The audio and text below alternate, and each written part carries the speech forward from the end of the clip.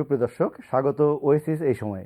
এই আলোচনা অনুষ্ঠানে আমি প্রণব শাহ আছি আপনাদের সঙ্গে, আর আমাদের সঙ্গে আজকে অতিথি হিসেবে যুক্ত হয়েছেন মশিউর রহমান রাঙ্গা, মাননীয় প্রতিমন্ত্রী, স্থানীয় সরকার সমবায় ও স্থানীয় সরকার, পল্লী উন্নয়ন ও সমবায় মন্ত্রণালয়। আপনাকে ধন্যবাদ আমাদের অনুষ্ঠানে যোগ দেওয়ার জন্য। আমরা আরেকজনকে আমন্ত্রণ জানিয়েছি, আশিস সৈকত, ব্যবস্থাপনা সম্পাদক, দৈনিক ইত্তেফাক। দুজনের সঙ্গে কথা বলবো। আপনারা দুজনে জানেন, দর্শক আপনারাও জানেন যে আমরা যেই মুহূর্তে এই আলোচনাটা শুরু করছি সেই মুহূর্তে বাংলাদেশের এখনকার সবথেকে আলোচিত বিষয় পৌর নির্বাচনের নির্বাচনী প্রচারণা শেষ হয়ে গেছে রাত 12টা। আমরা তারপরেই কথাটা বলছি। আমরা খুবই আনন্দিত আজকে আমাদের সঙ্গে পেয়েছি স্থানীয় সরকার, পল্লী উন্নয়ন সমবায় মন্ত্রণালয়ের মাননীয় প্রতিমন্ত্রীকে দিয়ে। আপনাকে দিয়ে শুরু করতে চাই। মাত্র কয়েকদিন পরেই আপনি 232 জন মেয়র পাবেন পৌর নির্বাচনের মাধ্যমে, এবং তাদের মাধ্যমে আপনাদের মন্ত্রণালয়ের উন্নয়ন কর্মকাণ্ড এবং নাগরিক সেবার একটি বড় বিষয় থাকবে। আমি মনে করি সেজন্য আপনাকে আমরা আমন্ত্রণ জানিয়েছি। প্রথমে একটু রাজনৈতিক আলোচনা এখন শুরু করতে চাই। একজন জাতীয় পার্টির নেতাও আপনি কি আশাবাদী যে নির্বাচনটা সুষ্ঠু হবে? আমি দলীয়ভাবে যদি বলি তাহলে না দেখা পর্যন্ত বলা যাবে না। আমার নেতাও সংশয়ের ভিতরেই রয়েছেন এখনো। তিনি বারংবার বলছেন যে নির্বাচন সুষ্ঠু হবে না, উনি বারংবার বলছেন। দলীয়ভাবে যদি বলতে চাই তাহলে আমাকে ওনার সুরেই বলতে হয় যে শঙ্কিত। কিন্তু যখন স্থানীয় সরকার, পল্লী উন্নয়ন সবাই প্রতিমন্ত্রী হিসাবে আমি এটুকু বলতে পারি যে আমাদের মন্ত্রণালয় এখন পর্যন্ত এই ধরনের কোনো আমরা সরকারের আভাস পাইনি যে না আমাদেরকে এতগুলো আসন নিয়ে আসতে হবে। টোটাল আমাদের পৌরসভা হচ্ছে 324টি, সম্ভবত 324টি, একটু একটা দুটো হতে পারে। হ্যাঁ, তার মধ্যে আপনার 232টি এখন নির্বাচন হচ্ছে। তো কাজেই আমার মনে হয় যে যেভাবে একটা নির্বাচনী আমেজ এলাকায় লক্ষ্য করছি, যে ঠিক যেভাবে মনে করা হচ্ছে যে জাতীয় নির্বাচনে যেভাবে একটা দুর্নীতি বা জাতীয় নির্বাচনে যেভাবে একটা মানে সহজে নিয়ে নেওয়া যায়, এটাতে কিন্তু না একটু সম্ভব কম। এই কারণেই বলবো, এই কারণে যে এখানে কিছু কাউন্সিলররা থাকবেন বা কমিশনাররা থাকবেন যারা তাদের নিজের স্বার্থে কিন্তু এটা করতে দেবেন না। আচ্ছা, নিজের স্বার্থে কারণে করতে দেবেন না, তাদের নিজেরও একটা ভোট থাকবে সেখানে। সে কারণে তারা চেষ্টা করবেন যাতে কোনো রকম মানে তাদের ভোটগুলো নষ্ট না হয়। মানে এই যে যদি কারচুপি করে তাহলে এই ভোটগুলো কোথায় যাবে, কাদের কাছে যাবে? তো তারা এবং তারা ওয়ার্ড কাউন্সিলর যারা, তারা ওই এলাকারই বা ওই ওয়ার্ডের স্থানীয় মানুষ, স্থানীয় তারা। সুতরাং তাদের পেশি শক্তি বলেন, প্রাধান্য বলেন, আত্মীয় স্বজন বলেন, তারাই কিন্তু বেশি এবং তারা ভোটটা বাড়ানোর চেষ্টা করবে। হ্যাঁ, সে কারণে ঠিক যে সকালে শুরু হলো নির্বাচন আর 10টার মধ্যে শেষ হয়ে গেল, এরকম ভাবার কোনো কারণ আমার মনে হয় নেই। এবং আমাদের কাছে এই ধরনের এখন পর্যন্ত কোনো ধরনের ইনস্ট্রাকশন নেই, আমি একটু বলতে পারি যে না। আর এই নির্বাচনে যদি সরকারের যদি সমস্তগুলো নাও আসে, তারপরে কিন্তু সরকারের পতন হবে না, পরিবর্তন কোনো সম্ভাবনা নাই, পরিবর্তন হওয়ারও কোনো সম্ভাবনা নাই। তারপরে সরকার ঠিক সেভাবে নিচ্ছে না, কিন্তু ওদের দলীয়ভাবে, আওয়ামী লীগ দলীয়ভাবে তারা চেষ্টা তো করবেই যে তাদের লোকজন বা তারা তাদের যারা মানে যারা গ্রাসরুট লেভেলে কাজ করে তাদেরকে মনোনয়ন দেওয়া হয়েছে, এবং তারা যে জিতে আসুক এটাই তারা চাইবেন। এটা কি এই জন্য যে প্রতিমন্ত্রী, আপনি যদি বলেন একটু মাননীয় প্রতিমন্ত্রী, যে এটা কি এই জন্য যে দলের প্রতীক এবার আপনাদেরও কিন্তু লাঙ্গল, নৌকা এবং ধানের শীষের লড়াই হচ্ছে? 2008 সালের নির্বাচনের পরে, জাতীয় নির্বাচনের পরে এই প্রথমবারের মতন এই 3টি জাতীয় প্রতীক কিন্তু মূল প্রতিদ্বন্দ্বের মধ্যে আছে। সেই কারণে কি এটা বেশি হওয়ার সম্ভাবনা যে মানুষ জোর করে নেওয়ার চেষ্টা করবে কেউ? এইটা একটা হইতে পারে, কারণ দলীয় মান সম্মানের বিষয় এখানে রয়েছে। যে এখানে হয়তো যেমন ভারতেও আমরা দেখি যে পঞ্চায়েত নির্বাচন যখন হয় তখন পঞ্চায়েতে হেরে গেলে ধরে নেয় যে আগামী দিনে সরকারে থাকবে না। এটা অনেকে ভেবে নেয়।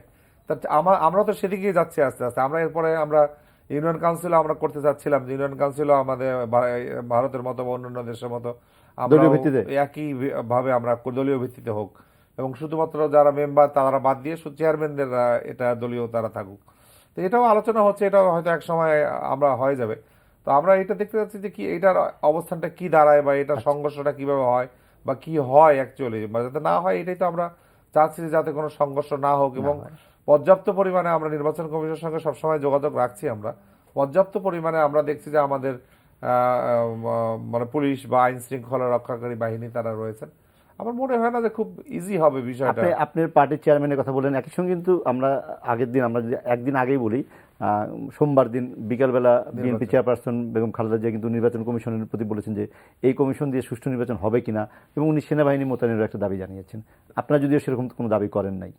না, আমরা দাবি মাননীয় চেয়ারম্যান জাতীয় পার্টি উনি করেন নাই। উনি ওনার হয়তো ভাবেননি যে না, এখানেই যদি সবসময় সব জায়গায় যদি আমাদের শেষ আশ্রয়স্থল আইন শৃঙ্খলা বাহিনী, সেটা হচ্ছে কিন্তু সেনাবাহিনী।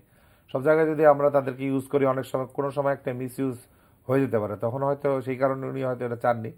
তবে বিরোধী দল এবং সরকারি দল সবসময় এক কথা বলবে, বিরোধী দল তার সবসময় উল্টোটা বলবে। অপোজিট একটা কথা বলবেই, একেবারে মানে উল্টা কথাই বলবে। এটা আজকে নতুন না, এটা আওয়ামী লীগ যখন ক্ষমতায় ছিল না তখনও আমি এমপি ছিলাম 2002 সালে, তখনও আমরা দেখেছি এবং এখনো আমরা দেখছি যে বিএনপি যারা আছেন তারাও কিন্তু এই একই কথা বলছেন, তারাও বিভিন্ন জায়গায় ধর্ণা দিচ্ছেন। এটা অনেক আমার কাছে একটু খারাপ লাগে, উনি অনেক বড় রাজনীতিবিদ, ওনার বিরুদ্ধে আমি বলতে চাই না, কিন্তু এই বিদেশি অ্যাম্বাসিদের কাছে অ্যাম্বাসিডারদের দেখে যে একটা সিটি নির্বাচন, সেখানে তাদেরকে কিছু বলাটা, এটা আমার মনে হয় না খুব একটা যুক্তিসঙ্গত। এটা এরা সরকারের সঙ্গে যদি আলোচনা করতো, আমি বলতো যে না ঠিক আছে, আমরা স্থানীয় সরকার বা আমরা ইয়ার সঙ্গে বসবো, নির্বাচন কমিশনের সঙ্গে বসবো, বসে এগুলো নিয়ে আলোচনা করব।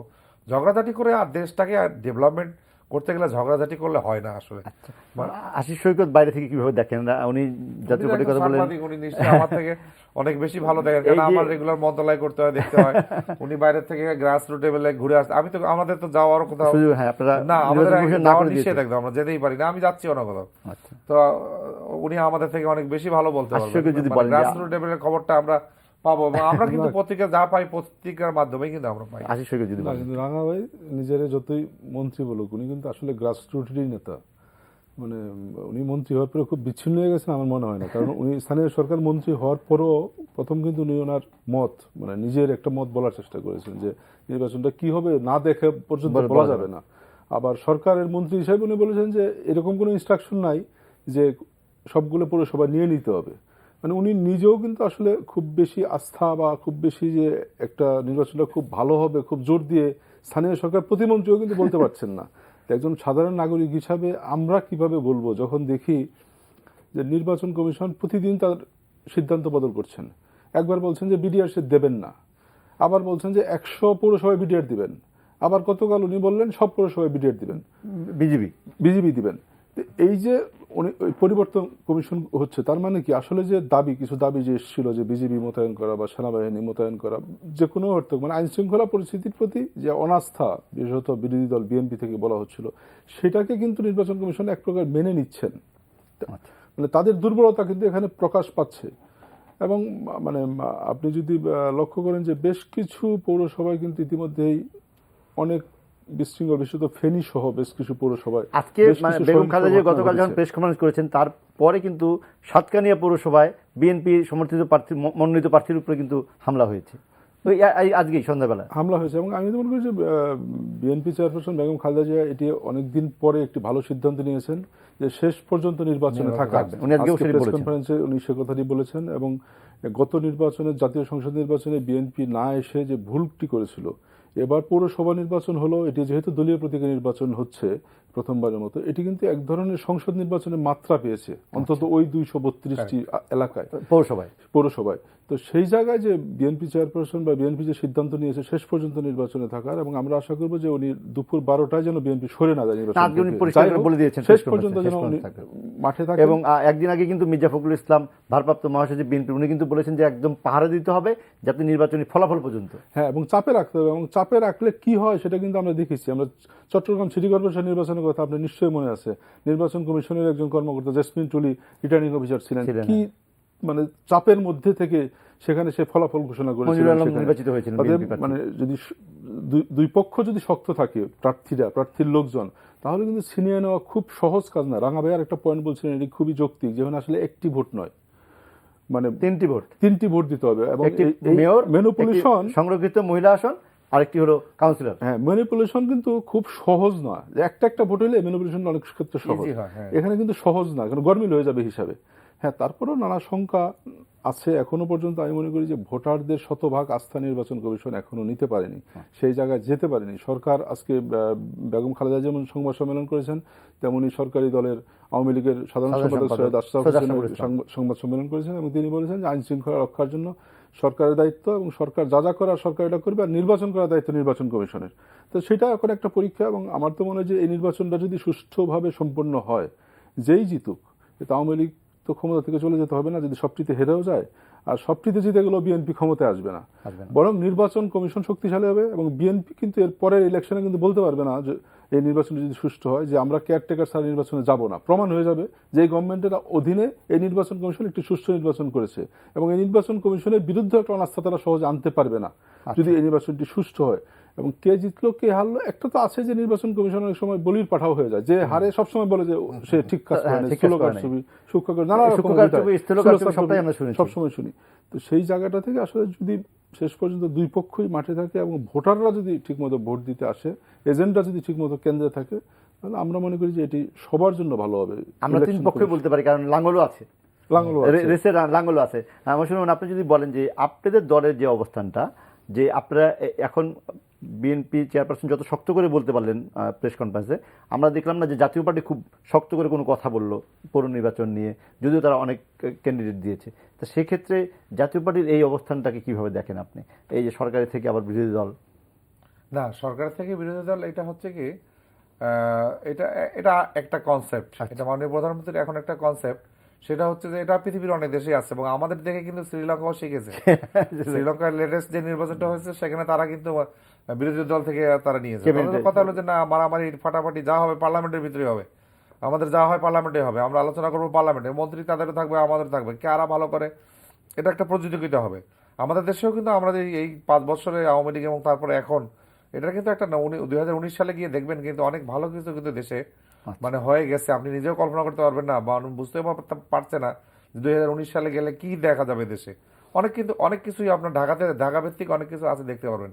আমি তো স্থানীয় সরকার, অর্থাৎ আমরা প্রায় ইউনিয়ন কাউন্সিল থেকে আরম্ভ করে সিটি কর্পোরেশন এগুলো কিন্তু সবগুলোই কিন্তু আমাদের মন্ত্রণালয়ের কাজ ঢাকাতেও আছে, আবার গঙ্গাচড়া উপজেলার একটা ইউনিয়নও আছে, পল্লী উন্নয়নটা আছে, এটা আমাদের এখানে আছে, এটা দিয়ে আমি দেখতে পাচ্ছি। তবে সময় দিয়ে ম্যাক্সিমাম বাজার টাজারগুলো ঢাকা দেখবেন, গ্রামের বাজার টাজারগুলো দেখবেন আমাদের প্রায় মানে 2 লক্ষের উপরে আমাদের কিন্তু সমবায় বা এগুলো আছে আমাদের। তো সুতরাং আমি সবগুলোই আমরা এক জায়গায় বসে দেখতে পারি যে ডেভেলপমেন্টটা কিরকম হচ্ছে, কিভাবে হচ্ছে। মানে ডেভেলপমেন্টটা আমি বলতে চাই না এখন বলতে গেলে অনেকে বলবে যে না সরকারের পক্ষে প্রচারণা শেষ, আপনি সরকারের উন্নয়ন ফিরিস্তি দিয়ে ভোটারকে প্রভাবিত করতে পারেন। হ্যাঁ, এটা আমি এখন বলতে চাচ্ছি না, হয়তো নির্বাচন কালকে এটা প্রভাবিত হইতে পারে, সেটা আমি বলছি না। তবে এটা আমার কাছে মনে হয় যে সরকারের একটা স্টাবিলিটি দরকার। মানে বিরোধী দল থাকলেই যে তাদেরকে সরকারের সবকিছুতেই বিরোধিতা করতে হবে এটার কোনো কারণ কিন্তু নেই। আমরা আজকে অনেক জায়গায় দেখছি, আমরা আজকে ভারত পত্রিকায় দেখলাম, ভারতেও দেখলাম যে পশ্চিমবঙ্গ থেকে তারা বলছে, পশ্চিমবঙ্গের বুদ্ধদেব বসু উনি অনেক বড় রাজনীতিবিদ, উনি আজকে লিখছে যে আমাদের মোদিকেও চাই না, দিদিকেও চাই না, মানে দিদিকেও হটাও, মোদিকেও হটাও। এই ধরনের স্লোগানগুলো তাদের হটানো মানে এই নয় যেন হরতাল করলাম, বন্ধ করলাম, জ্বালাপোড়া করলাম। আমি তো পরিবহন মালিক সমিতি হোল বাংলাদেশের প্রেসিডেন্ট, আপনি জানেন আমাদের কতগুলো গাড়ি, প্রায় 3,500 গাড়ি পুড়ে দিয়েছে। হয়তো যারা নির্দেশগুলো দিয়েছে তারাও জানে না যে এতগুলো গাড়ি পুড়ে গেছে, এত ক্ষতি হয়ে গেছে। কিন্তু আমরা দেখেছি যে আমি তো হোল বাংলাদেশে আমরা দেখেছি যে 3,500 মানে হাজার গাড়ি আমাদের আগুন, একটা গাড়ি একটা নাট বল্টু কিন্তু আমরা তৈরি করতে পারি না, একটা স্প্রিং পাতি আমরা তৈরি করতে পারি না, একটা চেসিস আমরা এখনো তৈরি করতে পারি না। এগুলো আমরা বিদেশ থেকে নিয়ে আসি, আমদানি করতে হয়, সবটাই আমদানি করে এখানে সংযোজন করি আমরা, সেটা আমাদের প্রগতি থেকে করে কিংবা আমরা পুরা গাড়ি নিয়ে আসতে। আপনার কি কোনো আশঙ্কা হয় যে নির্বাচনের ফলাফল নিয়ে বিএনপি কোনো আন্দোলনে চলে যেতে পারে আবার? এটাতে হবে না মানে এখন আন্দোলন করার মতো তাদের যে অবস্থানটা যেটা আমরা বলি, সেই অবস্থানটা তাদের এনিহাও অনেক দুর্বল হয়ে পড়েছে। তাদের সিদ্ধান্তহীনতা, একটা রাজনীতির একটা ভুল সিদ্ধান্ত কিন্তু 5 বছর, আমাদের এরশাদ সাহেব যদি কোনো ভুল করে এটা 5 বছর কিন্তু আমাদের প্রায়শ্চিত্ত করতে হয়েছে, অনেকবার কিন্তু হয়েছে। 90 সালের পরের থেকে উনি জেলের থেকে 25 বছর বিরোধী আছে, কিন্তু যে কোনো ভাবেই হোক পরে আবার আমরা সেবারও কিন্তু আমরা 90-তেও কিন্তু আমরা সমর্থন দিয়েছি কিন্তু আওয়ামী লীগকে। তারপরে 2000 ক্যাবিনেটও ছিল, আনোয়ার মঞ্জুর জাতীয় পার্টির মহাসচিব হিসেবে ক্যাবিনেটে একজন মন্ত্রী ছিল আমাদের। তো যাই হোক, এগুলো অনেক কথা, এগুলো আমাদের দলীয় কথা, অনেক সুখ দুঃখের কথা অনেক আছে। তবে আন্দোলনের কোনো আশঙ্কা দেখেন কিনা? আমার কাছে মনে হয় না তেমন জোরালো কোনো আন্দোলন হওয়ার সম্ভাবনা রয়েছে। এই কারণেই যে এটা জাতীয় নির্বাচন হলে তাহলে একটা হয়, অনেক ইনভলভমেন্ট হয়ে যায় তখন এর মধ্যে, তখন পৌরসভায় এটা খুব একটা বেশি হওয়ার সম্ভাবনা নেই। আশিস সৈকত কি মনে করেন যে যদি সত্যি তেমন কোনো কারচুপি হয় বা ভোট দখল বা ভোট কেন্দ্র দখল, যেটি আজকে বেগম জিয়া বলার চেষ্টা করলেন, সেরকম ঘটনা ঘটলে নিশ্চয়ই বিএনপি তো একটা আন্দোলনের দিকে যেতেই পারে? গত বছরের একটা আন্দোলন হয়েছে, যদিও সেই আন্দোলনটি অন্য পথে চলে গিয়েছে। এবারে কিন্তু সরকারের বর্ষপূর্তি উপলক্ষে তেমন একটা আন্দোলনের একটা আভাস অনেক সময় আমরা দেখি। আপনি কি মনে করেন? না, সে ধরনের আন্দোলন আর মানে গত জানুয়ারি, ফেব্রুয়ারি, মার্চে যে আন্দোলনটি আসলে হয়েছিল এই বছরের শুরু, 2015 শুরুতে, যেটা চলে যাচ্ছে, হ্যাঁ। তো তো সেই আন্দোলনটি আসলে শুধু বিএনপিকে ক্ষতিগ্রস্ত করেছে আমার কাছে তা মনে হয় না, এটা পুরো রাজনীতিকেই ক্ষতিগ্রস্ত করেছে। মানে যে কোনো রাজনৈতিক দলের জন্য এখন কিন্তু একটা বড় আন্দোলন তৈরি করা একটা কঠিন একটা চ্যালেঞ্জ হয়ে গেছে এখন। কারণ আন্দোলন মানে হত্যা, আন্দোলন মানে গাড়ি পুড়িয়ে দেওয়া। রাঙা এই হিসাব দিলেন যে প্রায় 3,500 গাড়ি পুড়িয়ে দেওয়া, এবং একটা লোকের হয়তো একটি গাড়ি ছিল। 1800 মানুষ মারা গেছে। 1800 মানুষ এবং এই মানুষগুলো মারা গেছে কিভাবে দাদা? এটা হলো কাপড়, গরম কাপড়। আপনার এখন গরম কাপড় গায়ে, আপনার গরম কাপড় গায়ে পেট্রোল বোমা ছুড়ে দিয়েছে, গাড়ি গ্লাসটা ভেঙে বোমাটা, পেট্রোল বোমাটা গ্লাস, পেট্রোল বোমা মানে একটা তো বোতলের মধ্যে পেট্রোল দিয়ে ওর মধ্যে একটা সলতা দিয়ে আপনি এগুলো ছোট রাজনীতি যা আপনারা করছেন সবাই আমরা জানি। তো এটা কোনো সময় ব্যবহার হয়নি, কিন্তু এবার গাড়ির মধ্যে এগুলো যখন নিক্ষেপ করা হয়েছে, এই পেট্রোলটুকু আগুন লেগে যেখানেই সিটে পড়েছে, আপনার গায়ে যদি পড়ে থাকে পশমিকা পড়তো, সঙ্গে সঙ্গে দাউ দাউ করে চলেছে। আপনি দাঁড়িয়ে পড়েছেন কিংবা চিৎকার দিয়েছেন, দাঁড়িয়ে তো চিৎকার দিবেনি আপনি, তখন আপনার এই কন্ট্রোল এটা পড়ে গিয়েছে। আমি দেখে আসছি বার্ন ইউনিটে কন্ট্রোল এটা পড়ে গেছে। এবং পৃথিবীর সবকিছু ঠিক করা যায়, কন্ট্রোল ঠিক করার কোনো সেটাই মৃত্যুর মূল কারণ, আগুনের কারণ।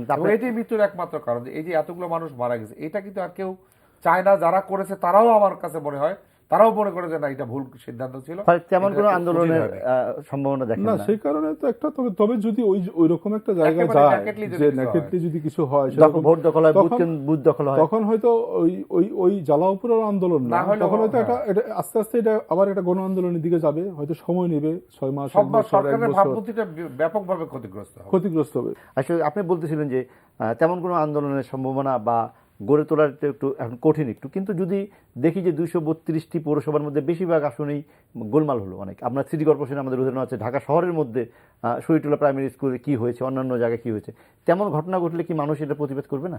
নিশ্চয়ই প্রতিবাদ করবে, এবং সেই প্রতিবাদটা কিন্তু উঠে আসবে ওই 232টি পৌরসভা থেকে, বা যেসব যদি 100 পৌরসভায় ঘটনা ঘটে সেই জায়গা থেকে উঠে আসবে। এবং সেই বারুদ কিন্তু ঢাকায় বসে নিবানো কঠিন হবে। এটা হয়তো তাৎক্ষণিকভাবে কিছু হবে না, বা ঢাকায় কোনো পৌরসভা নাই বা বড় শহরগুলোতে পৌরসভা নাই, সেখানে হয়তো সেই তাপটা এখানে তাৎক্ষণিক পাওয়া যাবে না, কিন্তু এই তাপ কিন্তু ছড়ে যাবে। মানে সেটা কিন্তু একটা বড়, সরকার যদি মনে করে যে পৌরসভা ঢাকার বাইরে সেখানে কোনো গণ আন্দোলন গড়ে তোলা সম্ভব না, বা এই 3 মাসের যে একটা ব্যর্থ আন্দোলন বিএনপি করেছে, মানুষকে ভয় দেখিয়েছে আন্দোলনের নামে, সেখানে বিএনপি কিছু করতে পারবে না, যাই সেটা করে দিলাম ভোটে। এইটা করলে কিন্তু আলটিমেটলি গভর্নমেন্ট সেটা ভুল করবে। গভর্নমেন্টের উচিত হবে এই নির্বাচনটাকে সুষ্ঠু করা, যাতে আন্দোলনের সুযোগ তৈরি না হয়। কারণ আসলে কিন্তু মানুষ এখন আন্দোলন চায় না, মানুষ কিন্তু কাজ কর্ম ব্যবসা বাণিজ্য নিয়ে ব্যস্ত। আপনি জানেন যে মানুষ ভোটের সুযোগই চায়। ওই 3 মাস স্কুল কলেজ পড়াশোনা সব বন্ধ হয়ে গেছিল, ওই জায়গায় কেউ আর ফেরত যেতে চায় না। মানে সেই জায়গায় বিরোধী দলের অবশ্যই দায়িত্বহীনতা যেটা ছিল, সেই জায়গা থেকে বিএনপি নিশ্চয়ই শুধরাবে, এবং সরকারেরও উচিত হবে যাতে কেউ সুযোগ না পায়, বিএনপি বা অন্য রাজনৈতিক দল যাতে ওই দিকে যাওয়ার সুযোগ না পায়। সরকারের উন্নয়ন কাজে তো বাধাগ্রস্ত হয়। একটি পৌরসভা নির্বাচন যদি সুষ্ঠুভাবে না হয়, তাহলে এই 232 জন মেয়রের মাধ্যমে সরকারের যে উন্নয়নমূলক কাজ তৃণমূল পর্যায়ে পৌঁছাবে, পৌরসভা পর্যায়ে, এবং অনেক উপজেলা তারাই করবে। তা যদি নির্বাচনটা যদি সঠিকভাবে না হয়, তাহলে তো আপনাদের উন্নয়ন কাজও ঠিকভাবে করা যাবে না। মন্ত্রণালয়ের জন্য তো সেটাও একটা বড় সমস্যা হবে। সেটা আপনি কিভাবে দেখেন? না, এটা যেমন আমরা আমাদের ইউনিয়ন পরিষদের একটা বরাদ্দ, উপজেলা থেকে আমরা একটা বরাদ্দ দিই, আমাদের স্থানীয় সরকার থেকে, আবার আমরা পৌরসভায় একটা বরাদ্দ আলাদা করে দিয়ে দিই। তারপরে আবার জেলা পরিষদের মাধ্যমে এডিবি থেকে আমরা জেলা পরিষদে একটা বরাদ্দ দিয়ে দিই। তো এই বরাদ্দগুলো আমাদের টোটাল 21,000 কোটি টাকা, কিন্তু আমাদের স্থানীয় সরকার সমবায়ের টোটালটাই আমাদের, মানে বরাদ্দ হলো সব থেকে মানে বরাদ্দ আমাদেরই বেশি। সেই দিক দিয়ে দেখতে গেলে আমাদের কার্যক্রমও অনেক বেশি, এবং রাস্তাঘাট হাবিজাবি অনেক কিছু অনেক বেশি। তো সুতরাং একটা পৌরসভায় যদি আমরা একটা পৌরসভা থেকে তো একটা পৌরসভার রাস্তা তো শেষ না, ওখান থেকে ক্রস করে আরেকটা উপজেলা যেতে হবে, বা আরেকটাতে যদি সেখানে বাধাগ্রস্ত হয়, আন্দোলন করা মানে তো বাধাগ্রস্ত হয়, বা কোনোভাবে যদি আন্দোলনটা সে ধরনের হয়, তাহলে বাধাগ্রস্ত হবে, তখন তো ক্ষতিগ্রস্ত তো আমরা হবেই, সরকার ক্ষতিগ্রস্ত হবেই। সুতরাং আমার কাছে কিন্তু মনে হয় না, আমি এখন পর্যন্ত আমার যতটুকু জানা আছে, আমি ক্যাবিনেট মিটিংও আমি দেখেছি, বিভিন্ন আলোচনায় আমি দেখেছি যে না, এই বিষয়টাকে খুব বেশি সরকার প্রাধান্য দিচ্ছে না, এই কারণেই জিততেই হবে এই ধরনের কোনো বিষয় কিন্তু এখানে না।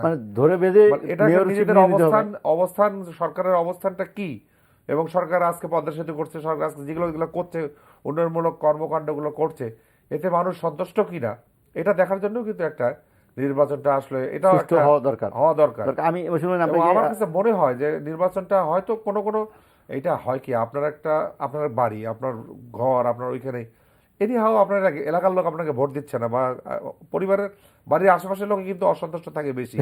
আমি রাজনীতি করি তো আমি জানি, জমি জমা নিয়ে লাগে, এটা নিয়ে লাগে, বিয়ে শাদী নিয়ে লাগে, এটা ওইটা নিয়ে নিজেদের মধ্যে একটা প্রবলেম থাকে।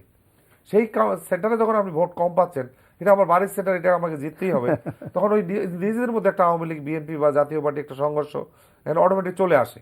তো এখন এগুলাও গ্রামে আমরা যতই, আমি এর আগেও বলেছি আজকে বলছি, যতই আমরা নৌকা দিই, যতই আমরা লাঙ্গল দিই, যতই আমরা ধানের শীষ দিই, গ্রামে কিন্তু তাদের যে রিলেটিভ বা আত্মীয়তা বা যাদের যাদের আছে, এরা যে যে দলই করুক ওই লোককে কিন্তু তাদের আত্মীয়কে কিন্তু ভোট দেবে। আমার বাড়ির থেকে কার বাড়ি যেতে সহজ হবে, কোন লোকটা সহজ, সেই লোকটা কিন্তু ভোট দেবে। এখানে কিন্তু কোনো নৌকা কাজ করবে না, এখানে কিন্তু আমার মনে হয় ধানের শীষ কাজ করবে না, এইবার করবে না, এরপরে গ্রাজুয়ালি হয়তো এক সময় মেন্টালিটি একদম ইউনিয়ন পর্যন্ত এটা আমরা করতে পারবো রাজনীতি। কিন্তু এখন কিন্তু আমার কাছে মনে হয় না, আমি পরশু দিনে আমরা বুঝতে পারবো, আমার কাছে মনে হয় না যে দলীয় ভাবে আমি একজন মানে প্রতিমন্ত্রীর অভিজ্ঞতা বুঝতে চাই যে এই প্রথমবারের মতো দলীয় প্রতীকী নির্বাচন হচ্ছে দলীয় মনোনয়নে। ধরেন যে যেখানে বিরোধী দল, একটা জাতীয় পার্টি আনুষ্ঠানিক বিরোধী দল সংসদে, এর বাইরে বিএনপি আছে, বিএনপির নির্বাচিত মেয়ররা কি স্থানীয় সরকার মন্ত্রণালয় থেকে বা পল্লী উন্নয়ন সমবায় বিভাগের যে সমস্ত উন্নয়ন কর্মকাণ্ড আছে তারা কি যথাযথভাবে সহযোগিতা পাবে? এটা আমরা একদম, আমরা যদি অন্য দলের মেয়র নির্বাচিত হন, একটা আমাদের যেমন 2016-র মধ্যে আমরা মধ্যমায়ের দেশে পরিণত হতে চাচ্ছি, কোনো উপজেলা, কোনো পৌরসভা, কোনো জেলার মধ্যে যদি বাদ থাকে, একটা লোকও বাদ থাকে, তাহলে তো আমরা 2016-র মধ্যে আমরা মধ্যমায়ের দেশে পরিণত হলাম না যদি গরিব থাকে। তো সে কারণে কিন্তু সরকার বাধ্য যে দলের হোক কিংবা বিরোধী দলের হোক, যেভাবে হোক সেখানকার উন্নয়নটা করতে হবে, যেভাবে হোক। এমন হতে পারে না সেখানে আমার পছন্দ হলো না, ওনাকে আমার পছন্দ হলো না, ঠিক আছে, ওনাকে বাদ দিয়ে আমরা ওখানে একজন আমরা প্রশাসক নিয়োগ করতে পারি, বা যে কোনোভাবেই আমরা একটা উন্নয়ন, যে সাপোজ রংপুর উন্নয়ন আছে, কিন্তু রাজশাহীতে আছে কর্তৃপক্ষ আছে, কিন্তু রাজধানী উন্নয়ন কর্তৃপক্ষ আমরা কর্পোরেশন দিয়ে করলাম না, আমরা উন্নয়ন কর্তৃপক্ষ দিয়ে আমরা উন্নয়ন করলাম। যদিও আমার মানে অসন্তুষ্টির কোনো কারণ হয়, সেটা তো ঠিক হবে না, কারণ নির্বাচিত জনপ্রতিনিধির বাইরে অন্য কাউকে দিয়ে কেন উন্নয়ন কাজ করবেন? এটা ট্রেডিশন, আস্তে আস্তে চেঞ্জ হবে, একবারে হবে না, এটা আস্তে আস্তে পরিবর্তন হবে। যখন আপনি মনে করবেন যে না, উন্নয়নটা আলাদা জিনিস, রাজনীতিটা আলাদা জিনিস, আমি বিএনপি করতে পারি, আমি আজকে মেয়র হয়েছে, সুতরাং উন্নয়নটা আমার কাছে আলাদা। উনি মন্ত্রণালয়ে আসবেন, উনি মন্ত্রীর সঙ্গে কথা বলবেন, উনি যেখানে যেখানে যা করা লাগে সেগুলো করবেন, সরকারের বিরোধিতা করার জায়গা আছে সেখানে করবে, সেই জায়গাগুলোতে তিনি বিরোধিতা করবেন। কিন্তু ডেভেলপমেন্টের যদি উনি বিরোধিতা করেন, তাহলে আলটিমেটলি ওনারই ক্ষতি হবে, ওনার উপজেলার কাজ হবে না, ক্ষতি হবে। হয়তো একটা আমাদের যেমন রংপুরে কিছু কিছু কাজ আমি আপনাকে একটু বলি, যে এগুলো আমি মন্ত্রী হিসাবে আমি চাই যে রংপুরের এগিয়ে উন্নয়নগুলো হোক, একটু চাই আমি। কিন্তু এনি হাও দেখি যে ওখানে একটা সমস্যা দাঁড়ায় যায়, দোকানদাররা দোকান দিতে জায়গা দিতে চায় না, এরকম জায়গা দিতে চায় না, একবার করতে গেলে জায়গা দিতে চায় না, না এটা এখানে দরকার নেই আমাদের। তো তারা তো বোঝে না, তারা বোঝে তাদের জমিটা রক্ষা হলো, কিন্তু ডেভেলপমেন্টটা তারা করতে দিল না, মামলা একটা করে দিল হাইকোর্টে, দীর্ঘদিন এই মামলা চলতে চলতে দেখা গেল ওই প্রকল্পের টাকা আবার চলে আসলো। তো এরকম ডেভেলপমেন্টটা বিভিন্ন কারণে ব্যাহত হয়, এটা সরকারের অনীহা বা সরকারের অসন্তুষ্টির জন্য না, আদর্শের বিরুদ্ধের লোক মানে মেয়র আছে জন্য এটা উন্নয়ন কাজ না। আপনি মিনিমাম একটা বরাদ্দ কিন্তু পাবেন, আপনার অতিরিক্ত বরাদ্দ যেটা, সেখানে কিছুটা হেরফের হইতে পারে, কারণ আমি আমার দলের লোক না, আমি সভাপতি চাইবো যে ওকে দিয়ে কাজটা হবে না, আমি ওকে আরেকজনকে দিয়ে করে ওকে দিয়ে ভালো হবে। কিন্তু যে একটা জেনারেল যেটা পাওয়ার সেটা কিন্তু তারা পাবে, সেখানে তারা কাউন্সিলররা যারা থাকবে তারাও তো ক্ষতিগ্রস্ত। আপনারা তো মেয়রদেরই সরাই দিচ্ছেন, সেটা কি হবে? গত আওয়ামী লীগে একটা খুব ভালো কাজ করলো যে তাদের অধীনে 5টা সিটি কর্পোরেশন সবগুলো বিএনপি জিতলো। আমি ছিলাম, আশরাফ ভাই ছিল, আশরাফ ভাই তখন মাননীয় মন্ত্রী, আমি প্রতিমন্ত্রী। তো আপনাদের অধীনে নির্বাচন হলো এবং তারা সব জিতলো, বিএনপি জিতে আসলো, মেয়র হলো গাজীপুর, রাজশাহী, সিলেট, খুলনা, বরিশাল। এই সবগুলো মেয়রই আপনি একটা বাদে, বরিশাল বাদে, সবগুলোরই নানাভাবে নানা আইনের মারপেসে ফেলে তাদের আপনারা বিদায় করে দিলেন। আপনি যেটা বলেন এইভাবে তো করা যায় যে রংপুর উন্নয়ন কর্তৃপক্ষ দিয়ে তো আমি করতে পারি, ঠিক আছে, পৌরসভার মেয়র আমার লোক না, উন্নয়ন কর্তৃপক্ষ তাহলে আমি বেশি বাজেট দিই, আমার যে কাজগুলো করাই, তা না করে যখন একজন জনপ্রতিনিধিকে আপনি সরাই দেন, তখন একটা ভুল মেসেজ তো মানুষের কাছে যায় যে আমরা ভোট দিয়ে যাকে বানালাম তাকে আপনি সরাই দিলেন। যে একটা দুইটা হইতে পারে, সবগুলোই কি মানে পৌরসভা সিটি কর্পোরেশন আইনের এই ধারাটাকে আপনি কিভাবে দেখেন? না, এই ধারাটা নিঃসন্দেহে ভালো নয়। যে অভিযোগপত্র দাখিল হলে, অভিযোগপত্রের নাম থাকলেই যে কোনো অভিযোগপত্র না, আমরা চার্জশিটে যদি তার নাম আসে, এবং সিটিতে মনে হয় আছে 3টি কি 4টে এরকম, 2টি কি 3টি এরকম, 3টি যদি মার্ডার বা মেজর অফেন্স হয়, সেগুলো আমরা করতে পারি, সেই হিসাবে করা হয়। কিন্তু সবগুলোই এখন এখন এতগুলো গাড়ি পড়ছে, এতগুলো মানুষ মারা গেছে, কেউ না কেউ তো করছে এগুলো ভাই। এগুলো তো মেয়ররাই করেছে, সেটা আকাশ থেকে ফেরেশতারা আসে করে নাই, কেউ না কেউ তো করেছে। কিন্তু কারা করেছে? আজকে এই যে আপনার স্টুডিওতে আমি কথা বলছি, এখানে যদি আমার কোনো ক্ষতি হয়, মামলার 1 নম্বর আসামি কিন্তু এনটিভির যিনি মালিক থাকবেন, চেয়ারম্যান থাকবে, ওনার নামে হবে, দ্বিতীয় আপনার নামে হবে, তৃতীয় এই যারা গ্রুপে আছে তাদের হবে। রিয়েলিটি কিনা এটা? তো এখন একজনকে টান দিতে গিয়ে আরেকজন হয়তো চলে আসে এর মধ্যে। এখন এইটাকে আমি ওভাবে ব্যাখ্যা করবো না, আমি এভাবে বলবো যে না, এটা তাদের নামে বিভিন্নভাবে মামলা রয়েছে, বিভিন্ন থানায় মামলা রয়েছে এবং চার্জশিট আছে। চার্জশিট আমাদের কাছে যদি আসে কেউ কমপ্লেন, কিন্তু ওই ধারাটা অবহেলা করার সুযোগ থেকে এটা যায়। পার্লামেন্টে করা যাবে না কেন? কিন্তু বিরোধী দলটাকে, সরকারি দলটাকে একসঙ্গে হয়ে করতে হবে যেন। যেমন আপনার রাষ্ট্রপতি শাসিত সংবিধান ছিল, 90-তে যখন এরশাদ সাহেব চলে গেল, ভোট করতে দেবে না এরশাদ সাহেবকে, তখন কেন যাবে না? সে তো চার্জশিট মুক্ত আসামি হলেও কিন্তু সে তো না, কনভিক্টেড না, সুতরাং তাকে কিন্তু করতে দিতে বাধ্য হলো নির্বাচন কমিশন, তাই না? তারপরে কি হলো, দুই নেত্রী মিলে আমরা দেখলাম তারা গলা জড়াজড়ি করলো, গণতন্ত্রকে ফিরিয়ে নিয়ে আসলো, সংসদীয় গণতন্ত্র চলে আসলো, এবং সংসদীয় গণতন্ত্র কিন্তু এখনো চালুই আছে। তো এখন কোনটা ভালো ছিল? আগে তো এই আইনটা ছিল না। আগের সময় যা ছিল, যেগুলো জেলা হয়েছে, সব যারা যারা কাজ করা, যেভাবে ডেভেলপমেন্ট, উন্নয়ন, ডিসিটিসি, তারা সবাই মিলে সম্মিলিতভাবে করতো। এখানে দল বিরোধী দল কিন্তু ছিল না। হয়তো অনেকে, যখন উনি সেনাপ্রধান ছিলেন, তখন হয়তো কিছু ভুল ত্রুটি করেছেন, যার প্রায়শ্চিত্ত ওনাকে করতে হয়েছে। কিন্তু যার প্রায়শ্চিত্ত, এই আইনটা অবশ্যই কিন্তু আসলে মানে একেবারেই মৌলিক অধিকার পরিপন্থী আইন, যে একই দেশে দুই রকম আইন। আপনি পার্লামেন্ট ইলেকশন করতে পারবেন যদি আপনি দণ্ডিত, শুধু না, আপনি দণ্ডিত হওয়ার পরে সর্বোচ্চ আদালত পর্যন্ত সেটা টিকতে হবে, এবং তারপরে 2 বছর সাজা, পারপিচুইটি হয়, নৈতিক স্খলনজনিত অপরাধ, তারপরে তার এমপিশিপ যাবে, ইলেকশন করতে পারবে না। আর এই জায়গায় শুধুমাত্র চার্জশিটে নাম থাকলেই, একটি বা দুটিতে চার্জশিটের নাম, চার্জশিটের নাম কে দেয়? পুলিশ দেয়। আচ্ছা, তো পুলিশের দিয়ে চার্জশিটের নাম দেওয়ানো যে কত বড় সহজ কাজ, এটা আমরা সবাই জানি। অতএব এই ঠুনকু জায়গাটায় এনে রাখা, আমার মনে হয় রাঙাবে, এটা বোধহয় চিন্তা করার সময় এসেছে আমাদের। আসবে পার্লামেন্টে, দেখবেন এক সময় কিন্তু এটা আসবে, একজন জনপ্রতিনিধি একজন এসআই রিপোর্টের মাধ্যমে তাকে মেয়রশিপ থেকে সরিয়ে দেওয়া, এবং এটি কিন্তু আলটিমেটলি জনগণের ভোটাধিকার এবং আলটিমেটলি গণতন্ত্রের দিকে একটা বড় ধাক্কা হয়ে দাঁড়াবে এক সময়। যে না, আমি যেটা বললাম যে ওইটাই, যে আসলে যদি সরকার এটা জোর করে কোথাও নেওয়ার চেষ্টা করে, মানে গভর্নমেন্টের কথা বলতেছে এখন, তাহলে কিন্তু একটা মানুষের মানে হৃদয়ে রক্তক্ষরণ হয় না, বলে না মানুষের, কিছু বলতে না পারলেও কিন্তু মনে মনে একটা ক্ষোভের সৃষ্টি হয়, এবং এটা এক সময় না এক সময় আউটবাস্ট হয়। এটা আমরা স্বাধীনতা যুদ্ধের সময় দেখেছি, যে জনপ্রিয়তা বা সেই সময় আমরা দেখেছি, এবং পরবর্তীতে আমরা আবার অনেক কিছু দেখেছি। সুতরাং আমার মনে হয় জনগণের বিরুদ্ধে কোনো ইয়াতে, মাননীয় প্রধানমন্ত্রী কিন্তু এখন জনগণের বিরুদ্ধে যাওয়ার কোনো, আমার কাছে মনে হয় না এই ধরনের কোনো মানসিকতা ওনার আছে, এবং জোর করে দখল করে নিতে হবে এই ধরনের কোনো মানসিকতা নাই। লোকালি যদি কোথাও কিছু হয়, সেটা বিভিন্ন কারণে হতে পারে, এবং এটা হলে সঙ্গে সঙ্গে আইন শৃঙ্খলা বাহিনীর যাতে সে ব্যবস্থা গ্রহণ করে, আমি অনুরোধ জানাবো তাদের, তারা যেন জরুরি ব্যবস্থা গ্রহণ করে, সরকারকে যেন কোনো বিব্রতকর অবস্থায় পড়তে না হয় তাদের কারণে। সেটাও আইন শৃঙ্খলা বাহিনী সবাই দেখবেন, ইলেকশন কমিশন, সরকার যেন কোনো, আমরা আশা করি ইলেকশন কমিশন সেটা দেখবে। আশিস সৈকত, শেষ করেন। আপনি নির্বাচন কমিশন বহুদিন কাজ করেছেন, আপনি 1 মিনিটে শেষ করেন। না, আমি শেষ করতে চাই শুধু এটাই, যে একটা গল্প বলে শেষ করতে চাই, যে ওই আমাদের যখন কেয়ারটেকার গভর্নমেন্ট সিস্টেম হলো, তারপরে ভারতের প্রধানমন্ত্রী অটল বিহারী বাজপেয়ী বাংলাদেশ সফরে এসেছিলেন। তো তখন আমাদের বর্তমান প্রধানমন্ত্রী শেখ হাসিনাই প্রধানমন্ত্রী 99 সালে। তো তিনি 2জন মন্ত্রীকে, সিনিয়র মন্ত্রীকে অ্যাসাইন করলেন যে কেয়ারটেকার গভর্নমেন্ট যে একটা কি আধুনিক মডেল, এটা ওনাকে বুঝাতে, অটল বিহারী বাজপেয়ীকে। ওনারা 2 মন্ত্রী, সিনিয়র 2 মন্ত্রী গলগর্ধমে ওনাকে বুঝালেন। বাজপেয়ী সাহেব বুড়া মানুষ, উনি চোখ বন্ধ করে, কবি মানুষ, উনি চোখ বন্ধ করে প্রায় আধা ঘন্টা ধরে শুনলেন।